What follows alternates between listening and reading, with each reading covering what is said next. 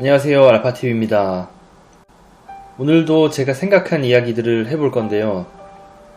전부 다 저의 개인적인 생각이고 또 아직도 계속 수정하고 만들어가는 과정에 있기 때문에 언제든지 바뀔 수 있는 내용들입니다.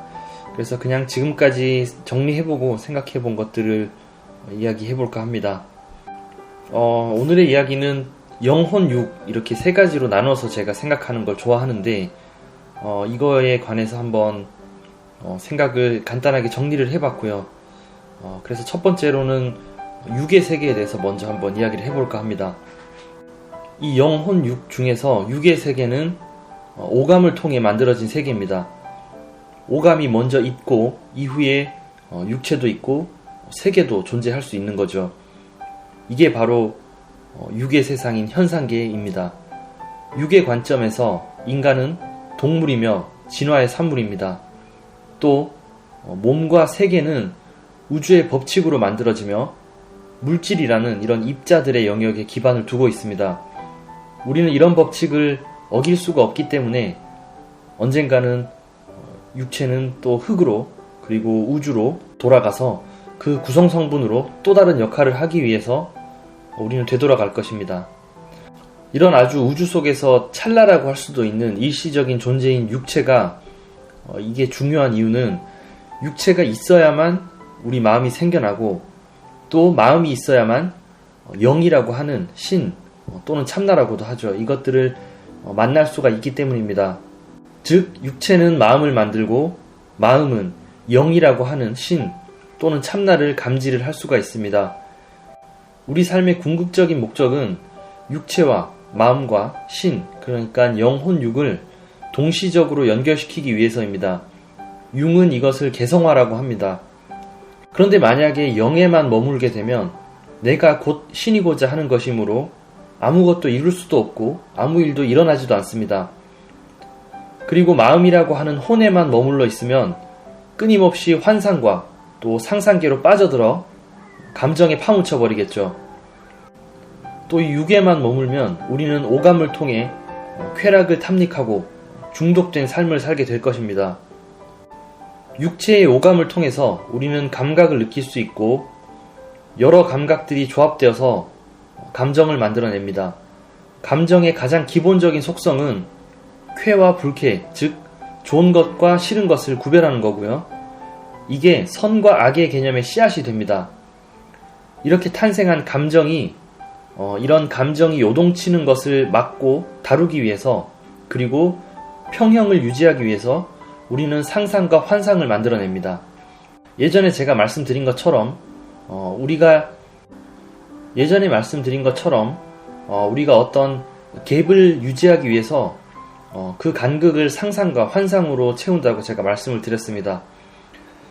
이 환상은 많은 타인들과의 접점을 형성하고 또 다듬어지면서 사고 또는 생각으로 바뀌게 됩니다. 한마디로 축약하자면 육체를 바탕으로 마음이 만들어집니다. 이거를 설명하기 위해서 길게 이야기해봤고요.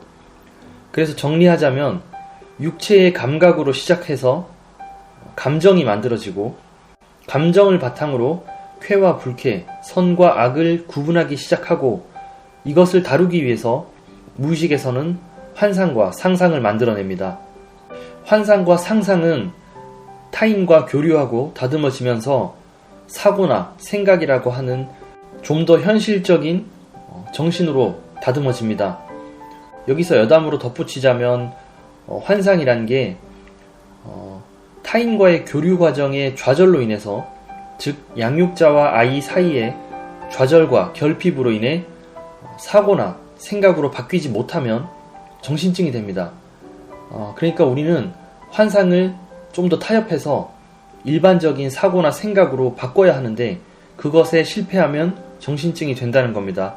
대표적인 증상으로는 망상이 있죠. 만약 이게 더 이전 단계, 즉 육체의 감각 단계에서 발달이 멈추거나 퇴행해서 고착되면 감각기관에 관련된 증상들이 나타나는데 이게 바로 환각, 환청, 환시, 환촉 이런 증상들을 의미하겠죠. 그래서 단순한 망상보다는 좀 더 육체의 기본적인 근원적인 감각에 가까운 이런 환각 증상들이 좀 더 심한 증상이라고 할 수 있겠죠. 자, 그래서 육은 우리의 영적인 생활의 출발점입니다. 그래서 몸도 매우 중요한 거죠. 육체가 없으면 우리가 인식할 마음이 없는 것이므로 이렇게 말하고 우리가 활동하는 이 모든 게 설명이 불가능해집니다. 두 번째로 혼이라고 하는 이 정신을 설명드리기 이전에 신 또는 참나라고 부를 수도 있는 영이라는 것을 먼저 이야기하고 싶습니다. 영은 영성 공부나 종교에서도 많이 설명하듯이 I am that I am, 그러니까 즉 원래부터 존재했고 또 앞으로도 영원히 존재할 그 존재 자체이며 신이며 또 진정한 나, 즉 참나입니다. 사실 이곳엔 아무것도 존재하지 않아요. 그래서 어떻게 보면 가장 가까운 비유로는 텅 빈 배경, 텅 빈 스크린 이런 거라고 할 수도 있겠죠. 서양 철학의 용어로는 칸트와 하이데거가 사용한 현존재라고 할 수도 있고, 기독교에서는 하나님, 또 불교에서는 부처라고 하는데 사실 이건 말이나 어떤 명사, 또 어떤 언어로 표현할 수 없는 거예요. 언어라는 게 필요에 따라 만들어진 거기 때문에 정밀하지 못해서 오죽하면 그 팔만대장경, 하나의 진리를 설명하기 위한 8만 개의 대장경으로도 설명하는 게 불가능했지 않습니까? 그래서 언어는 의미를 빗나가게 하기 때문에 끝내 언어로는 설명할 수 없다는 겁니다. 그냥 존재 그 자체, 있음을 의미하는 거거든요. 우리가 뭔지는 모르겠지만 존재 자체가 있음으로 인해서 뭐든지 인식을 할 수 있잖아요. 우선 있고 난 뒤에 그 다음에 이제 몸이 존재하던 마음이 존재하던 그런 것들을 우리가 인식을 할 수 있는 거죠. 그러니까 일단 존재라는 게 있고 이후에 몸을 인식하고 마음을 만들어내는 거죠. 우리가 생각, 사고, 감정, 직관 이런 마음이 있는 이유는 우리의 존재, 있음 그 자체, 즉 신을 깨닫기 위한 거예요. 그래서 우리는 늘 존재의 근원에 대해서 생각을 하고 살아야 합니다. 내가 누구인지 궁금해할 수 있어야 한다는 거죠. 세 번째로 혼이라고 하는 우리의 마음을 설명해 보고 싶은데요. 이 혼을 가장 늦게 설명드리는 이유가 이게 정신분석에서도 그리고 심리학에서도 영성에서도 가장 중심이기 때문이에요. 영은 우리가 어떻게 할 수 없는 거죠. 그런데 혼은 우리가 통제 가능합니다. 육체에 기반한 거기 때문에. 자, 그래서 마음은 어디서부터 왔을까요? 정신분석이나 불교에서는 마음은 육체로부터 나왔다고 합니다. 불교에서는 아니비설신이라고 하죠. 그러니까 우리의 오감에서 나왔다고 하고, 정신분석에서는 프로이트가 그의 연구 초기에 육체의 뉴런들의 자극들로부터 만들어진 것이라고 합니다. 최초에는 몸에서 시작돼서 그 감각들이 얼기설기 결합하기 시작하면서 느낌이라는 게 만들어지죠. 느낌은 감정을 만들고 여기에 인간 개인 경험과 또 언어와 문화 이런 것들이 합쳐져서 환상과 생각을 만들죠.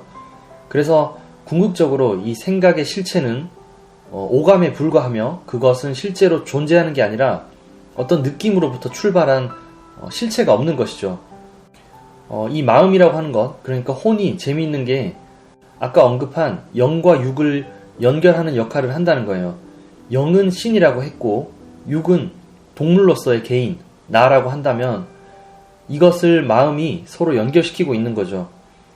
기독교에서는 삼위일체를 말하고 있는데 즉 하나님과 또 성자인 예수님을 그 사이를 연결시켜주는 역할을 하는 게 성령의 역할이죠. 그러니까 통로 역할을 한다는 거예요. 이런 해석에서 봤을 때 성령은 우리의 마음을 의미하겠죠. 그래서 우리의 마음이 정말 키포인트고 정말 중요한 것 같습니다. 솔직히 영이라고 하는 거는 우리가 인지할 수도 없고 또 접근할 수도 없는 영역이거든요. 그 자리에 계속 머물 수도 없고요. 다만 이 혼을 통해서 육을 끊임없이 영으로 환원시키려는 이 노력을 하는 과정, 이것을 삶이라고 하는데 융은 이것을 연금술에 많이 비유를 했습니다. 연금술 연구를 굉장히 많이 했는데요. 사실은 융이 연금술 자체가 궁금했던 건 아니고 연금술의 그 과정과 상징들이 우리의 정신에서 일어나는 것들하고 또 개인의 삶과 유사성이 있었기 때문인데요. 연금술사들은 신 또는 태양을 의미하는 이 금, 비슷하죠. 반짝이는 이 금을 만들기 위해서 끊임없이 노력했지만 끝내 만들 수가 없었습니다.